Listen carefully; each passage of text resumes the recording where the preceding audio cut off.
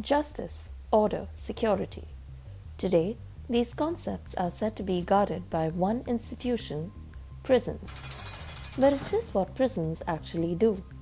In this episode, we ask questions about the prison system, focusing on Imrali Prison Island as an example. French sociologist M.F. analyzed the changes in state punishment over the course of history and suggested that the prison system of today actually exists to defend state power and ensure that this power becomes deeper and more hidden at the same time. Through the tools of surveillance and discipline, the prison system tries to torture and control the mind. Surveillance, that is, the idea that the state is always watching, makes people control their behavior in the fear that they are being watched and so they will be punished. The strict discipline that prisoners have to follow, from a daily schedule to heavy restrictions on meeting other people, further takes away their control over their own behavior. When prisoners are isolated and barred from contacting the outside world, they become completely detached from society. The aim of this is to make prisoners unable to think and completely depersonalized. A strong example of these methods is the Imrali Island prison of Turkey.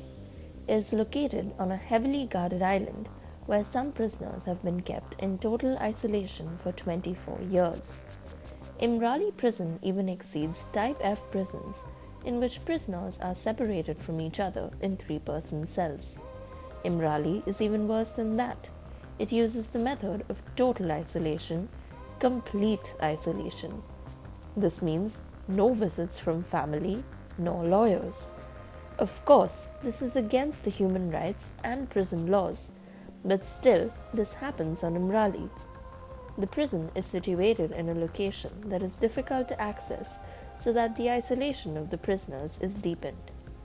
The US Supermax standard as well as European maximum security prisons can be considered as models for the F-type prisons and the Imrali prison. This deep isolation ensures that these psychological torture tactics remain hidden from society and also establishes the dominance of the state upon society by separating society from its own truth and its ability to define its life and decisions.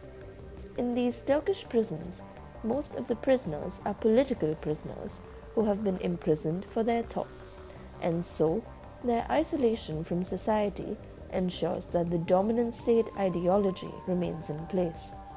Imrali Island Prison serves this project by imprisoning the political leader of the Kurdish people, who urged society to define themselves and determine their own course of existence. His imprisonment serves the state narrative that the self-determination of society is harmful. In this way, the prison system extends beyond the walls of prisons and deeply into the minds of society. In such a situation, we should all question, if prisons exist, are any of us truly free?